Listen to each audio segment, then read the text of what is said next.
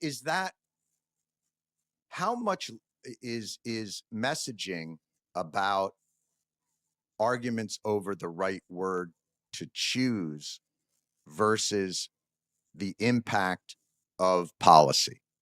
Have the Democrats lost themselves in message speak and lost sight of that broader goal?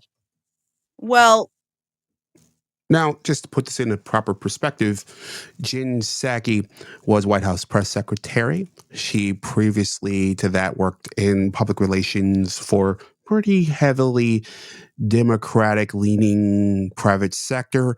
And I believe she worked at the State Department prior to that as their press secretary under President Barack Obama. It's an interesting question coming from a Jon Stewart in that not exactly a non-political arm question. You know, it's so weedy and fascinating that a comedian would go there on this one. But I would like to offer my perspective before we get to Jen's. I think that the Democrats don't quite have. It seems that they don't know which battle to fight. And they don't really have a uniting force behind them. If you get what my drift. They don't have a larger banner to fly as they charge into the breach. And it's been clear in the first weeks of Trump 2.0. But here's a bit more of Jen Psaki. I think the Democratic message speak still needs a lot of work. But I think as just to go back to the original part of your question on the press secretary job, the people who do it best or try to do it the best are the ones who are policy focused on the policy and understanding it so that you can answer the 18th question. You're not worried about exactly every word. You're not trying to like, I'm going to say this thing and it's going to be a zinger and go viral. Like, you don't think like that. And I agree with her, I especially on the precision versus perfection. You want to be able to answer the question, not so much be worried about your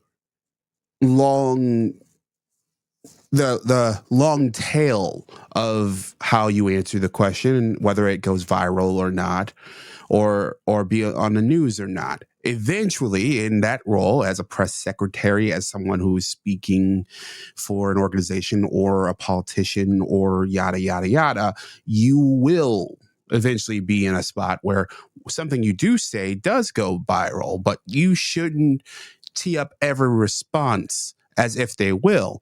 Some people who are really great at it. Kayleigh McEnany, who was actually Jen Psaki's predecessor under Trump 1.0, was actually really great at that. She was really fantastic at having a bit of depth, being able to go and answer question after question, whether they were planned or not, and being able to shape it in a way that could go viral. It is they are two distinct skill sets and two that are difficult to wield.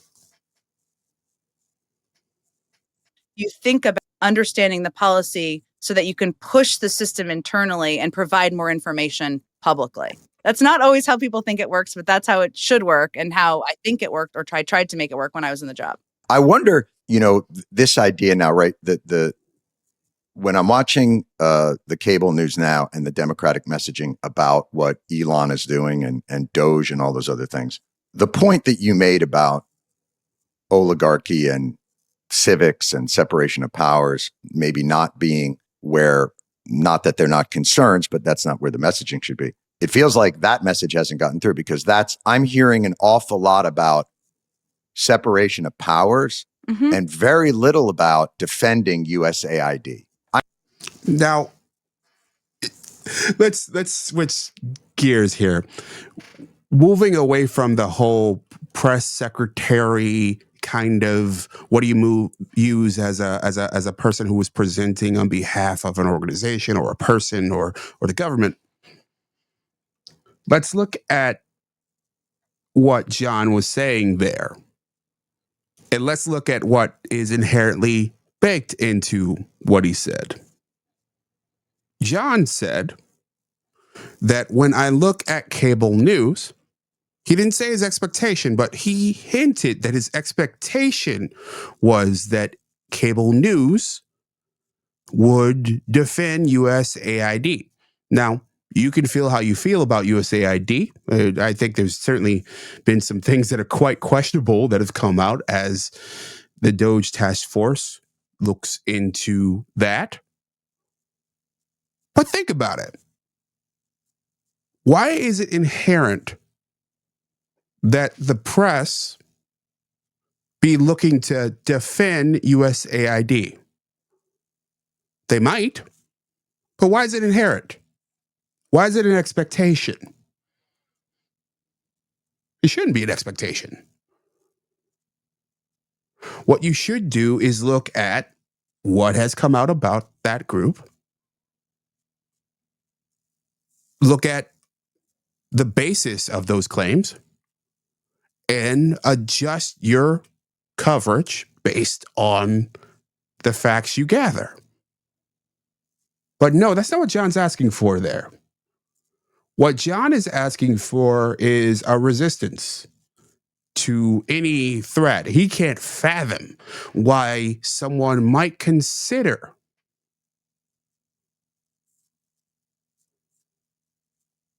not defending USAID or going at it from an even-handed point of view. I'm not hearing a lot about, here's the specific program that is so valuable, and by not funding that, this is we lose. There's been, to be fair, there's been some attempts at that, but the overwhelming majority has been, we are sleepwalking into a constitutional crisis. He's right about the tenor of the coverage. The tenor of the coverage certainly has leaned toward Elon and Doge making the moves that they've made is sleepwalking us into a constitutional crisis. And that phrase has been used repeatedly. But it's once again interesting. He's not asking for an even-handed approach. What he's asking for is a confirming approach. He has his perspective, and he wants the news he is consuming to reflect his perspective. Again, taking the bait of the larger thing and not defending the efficiency or value programs. What I would expect from the press is a debate on, is this program valuable? What is its value? And what is the waste that comes with it? What elements of it should stand? And here's why. What does it do that we want to keep? And why? And what should go away? Have a full-throated, fully fleshed out back and forth on it. That's not what John's asking there. What John wants is his media to have an immediate fight for USAID. I would take it just one step farther. And I State Department, I think USAID is a tremendous institution. I don't think it should be a front and center top messaging argument. Should people in Congress defend and use every lever of their power to prevent the Trump administration from gutting it? Yes, because they play a pivotal role cracking down on corruption, defending a free press, a million things. But I guess when it comes to how the Democrats are communicating with the public, the things that the Trump administration are doing that they should be talking about more, in my view, are getting access to people's personnel information, their social security data, anybody who's applied for a government job, that's millions of people. Halting programs, which a judge this week said they haven't actually put back in place all of the funding halting of the funding that they said they had.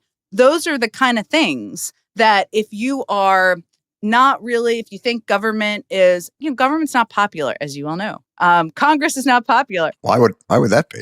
Right, I don't know. Institution's not popular. True. So if you're trying to reach people who are like, ugh, government, Washington, then talk about how this program that's being cut off is helping your kids have early childhood education. It's helping you get Medicaid access. It's helping you farmers have subsidies. But that seems obvious, Jen. So yes.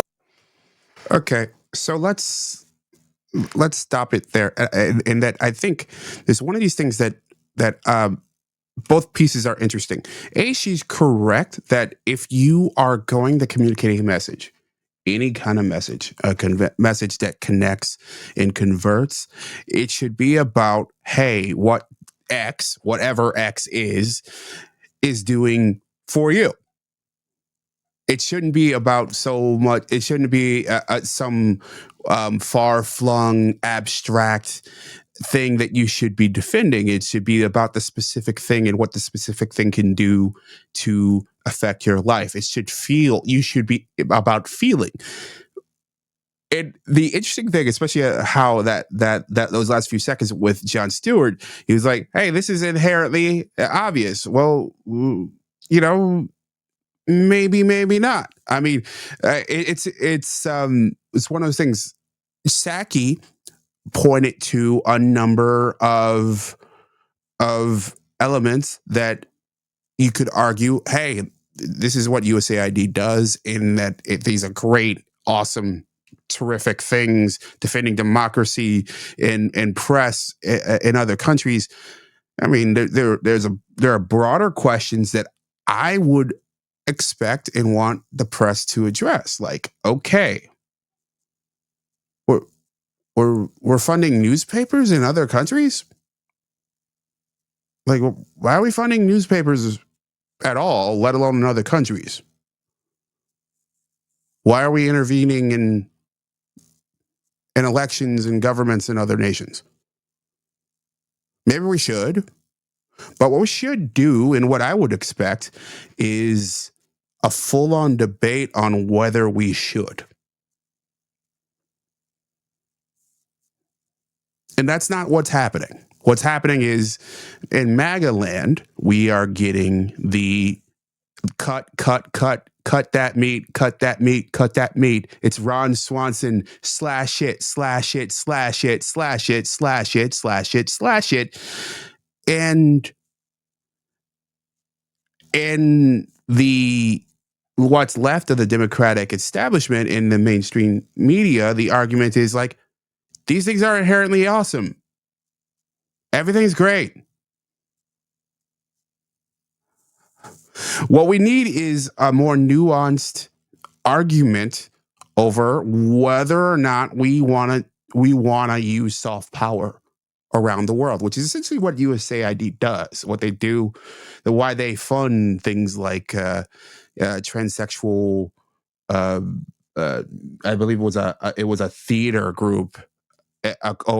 Was that in Hungary? But it was a transsexual theater group that they gave millions to. Why would they do that? Well, they wanted soft power projection. They wanted people inside that country who were sympathetic to the goals of the American government. Now, whether we should or should not be doing that should be the question. Not, hey, whether USAID exists or not. That should be downstream. What should be the question is like, hey, should we be interfering in the everyday politics of other nations to that extent? Where we are going in and we are funding rebels, where we are funding different niche groups in order to get them to see the world our way. That's what the debate should be about. Instead, we are like, oh my God, Trump fascism. And oh my God, slash it. No. We should argue about the issue.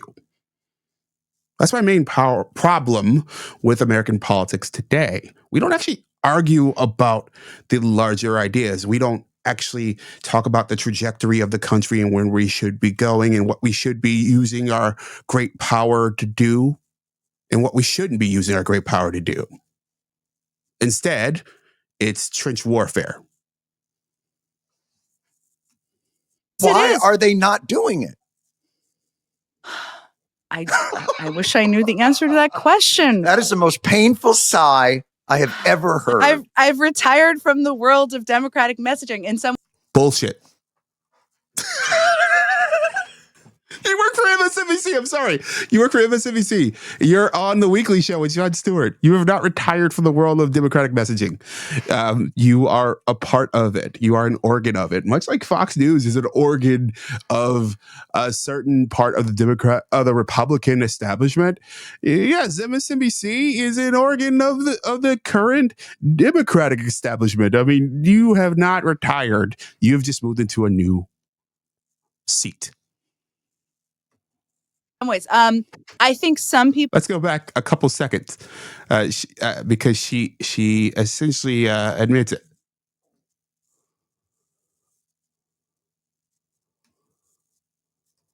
You get Medicaid access. It's helping you farmers have subsidies. But that seems obvious, Jen. So Yes, why it is. are they not doing it? I wish I knew the answer to that question. That is the most painful sigh I have ever heard. I've retired from the world of democratic messaging in some ways. In some ways, she's retired from the world of democratic messaging in some ways. I mean, at least that's telling. I mean, at least she's honest. I'm coming away liking her a little bit more for at least admitting that what she does still heavily factors in to democratic messaging. And I wish Jon Stewart would follow up. I know he won't, but I wish he would. I think some people do it better than others. I think it is easy to get caught up in we're in a constitutional crisis, and we very well may be. I'm not trying to downplay that reality. When you have a president, which seems to be what's happening, and an administration who are defying a court order, that is ignoring the one branch of government, that is technically, I think as lawyers would define it, a constitutional crisis. Right. Well, then through an appeal could be. We're a little bit down the road, but a road to a constitutional crisis. Okay. How's that? Okay. I appreciate the nuance there. That on the road to a constitutional crisis is a lot different than in a constitutional crisis, because the idea that if we're honest about this, every president is on the road to a constitutional crisis. Every president pushes the limits as hard as they can, and then they get pushed back, whether it's from the courts or from Congress or the public and the press. It's part of the game. Maybe we get there, but we ain't there yet. That's what a press secretary does. The road to constitutional crisis. Boy, if that's not a title of a Rachel Maddow special, I don't know what.